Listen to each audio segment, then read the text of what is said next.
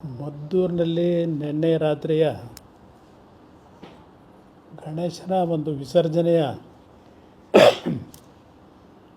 ಸನ್ನಿವೇಶದಲ್ಲಿ ಏನೋ ಒಂದು ಮೆರವಣಿಗೆಯನ್ನು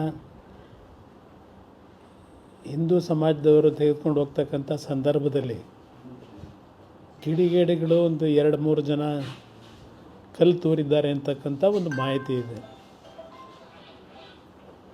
ಕಳೆದ ವರ್ಷವೂ ಸಹ ಮಂಡ್ಯ ಜಿಲ್ಲೆಯಲ್ಲಿ ನಾಗಮಂಗಲದಲ್ಲಿ ಕಲ್ಲು ತೂರಿನ ಪ್ರಕರಣ ನಮಗೆ ನಿಮಗೆಲ್ಲರಿಗೂ ನೆನಪಿನಲ್ಲಿರ್ತಕ್ಕಂಥದ್ದು.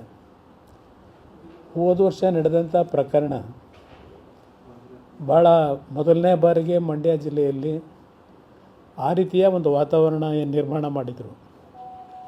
ಅದು ಪುನರಾವರ್ತನೆ ಆಗಿರ್ತಕ್ಕಂಥದ್ದು.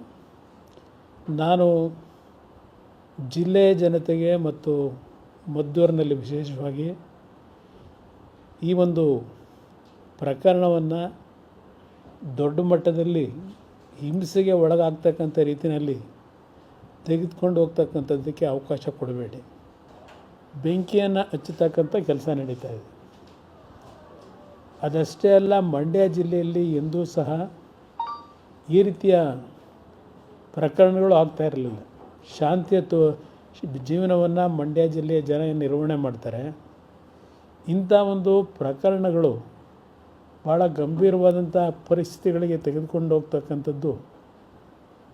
ದಯವಿಟ್ಟು ನಾನು ನಿಮ್ಮೆಲ್ಲರಲ್ಲಿ ಮನವಿ ಮಾಡ್ತೇನೆ, ಇದಕ್ಕೆ ಅವಕಾಶ ಕೊಡಬೇಡಿ. ಇವತ್ತು ಇಂಥ ಒಂದು ಘಟನೆ ಇಷ್ಟು ದೊಡ್ಡ ಮಟ್ಟದಲ್ಲಿ ನಮ್ಮ ಒಂದು ಜಿಲ್ಲೆಯಲ್ಲಿ ನಡೀತಾ ಇರತಕ್ಕಂಥದ್ದಕ್ಕೆ ಮೂಲ ಕಾರಣ ನಮ್ಮ ಜಿಲ್ಲೆ ಅಷ್ಟೇ ಅಲ್ಲ, ಇಡೀ ರಾಜ್ಯದಲ್ಲಿ ಕಾಂಗ್ರೆಸ್ನ ಆಡಳಿತದ ನಡವಳಿಕೆಗಳೇನಿದ್ದಾವೆ. ಇವತ್ತು ಕಾಂಗ್ರೆಸ್ನ ಆಡಳಿತದಲ್ಲಿ ಹಿಂದೂ ಸಮಾಜವನ್ನು ಒಂದು ಅಸಮಾಧಾನಕ್ಕೆ ಒಳಗಾಗ್ತಕ್ಕಂಥ ಒಂದು ವಾತಾವರಣ ಇವತ್ತು ನಿರ್ಮಾಣ ಮಾಡ್ತಾ ಇರತಕ್ಕಂಥದ್ದು ಕಾಂಗ್ರೆಸ್ ಪಕ್ಷ. ಅದು ಪ್ರತಿನಿತ್ಯ ನಾವು ನೋಡ್ತಕ್ಕಂಥದ್ದೇನಿದೆ. ಇವತ್ತು ಈ ರಾಜ್ಯದಲ್ಲಿ ಕಾಂಗ್ರೆಸ್ ಸರ್ಕಾರ ಬಂದ ನಂತರ ಯಾವೊಂದು ಕಾಂಗ್ರೆಸ್ನ ಆಡಳಿತದಲ್ಲಿ ಒಂದು ರೀತಿಯ ಹಿಂದೂ ಸಮಾಜದಲ್ಲಿ ಒಂದು ದೊಡ್ಡ ಮಟ್ಟದಲ್ಲಿ ಇವತ್ತು ಸಂಘರ್ಷಕ್ಕೆ ಎಡೆ ಮಾಡಿಕೊಡ್ತಕ್ಕಂಥದ್ದಕ್ಕೆ ಪ್ರೇರೇಪಣೆ ಇದೇ ಕಾಂಗ್ರೆಸ್ ಪಕ್ಷದ ಪ್ರೇರೇಪಣೆಗಳಿದೆ.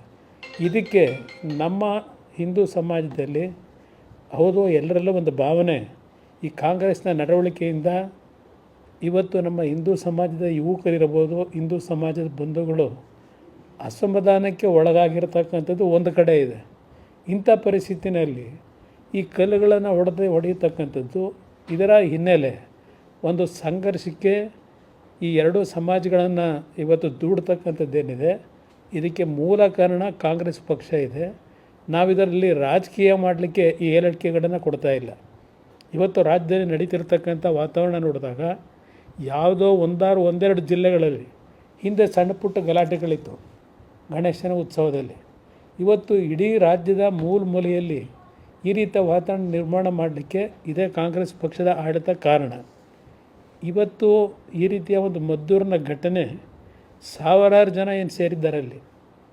ಕಾಂಗ್ರೆಸ್ನ ಪತನಕ್ಕೆ ದಾರಿ ಯಾವ ರೀತಿ ಮೂಡ್ತಾ ಇದೆ ಅಂತಕ್ಕಂಥದ್ದು ಈ ಘಟನೆಯಿಂದ ಆ ಮದ್ದೂರಿನ ಜನತೆ, ಇಡೀ ರಾಜ್ಯದ ಜನತೆಗೆ ಇವತ್ತು ಏನೋ ಒಂದು ಸಂಘರ್ಷಕ್ಕೆ ಒಳಗಾಗಿರ್ತಕ್ಕಂಥದ್ದೇನಿದೆ, ಇವತ್ತು ಅವರ ಪ್ರತಿಭಟನೆ ಏನಿದೆ, ಇದೆಲ್ಲವನ್ನ ನೋಡಿದಾಗ ಕಾಂಗ್ರೆಸ್ ಪಕ್ಷದ ಅವನತಿ ಪ್ರಾರಂಭ ಆಗ್ತಿದೆ ಅಂತಕ್ಕಂಥದ್ದನ್ನು ಕಾಂಗ್ರೆಸ್ನ ನಾಯಕರು ಅರ್ಥ ಮಾಡ್ಕೊಳ್ಳದೇ ಇದ್ದರೆ ಅವರ ಪಕ್ಷದ ಮುಂದಿನ ದಿನಗಳ ಒಂದು ಘಟನೆ ಒಂದು ಸೂಸೈಡಲ್ ಆಗ್ತಕ್ಕಂಥದ್ದು, ಅವರ ಈ ಒಂದು ತಪ್ಪುಗಳಿಂದ ಅಂತಕ್ಕಂಥದ್ದನ್ನು ಪತನಕ್ಕೆ ಕಾರಣ ಆಗ್ತಕ್ಕಂಥದ್ದನ್ನು ಅರ್ಥ ಮಾಡ್ಕೊಂಡು ಮುಂದುವರೆದ್ರೆ ಮುಂದಕ್ಕೆ ಸ್ವಲ್ಪ ಉಳ್ಕೋತಾರೆ.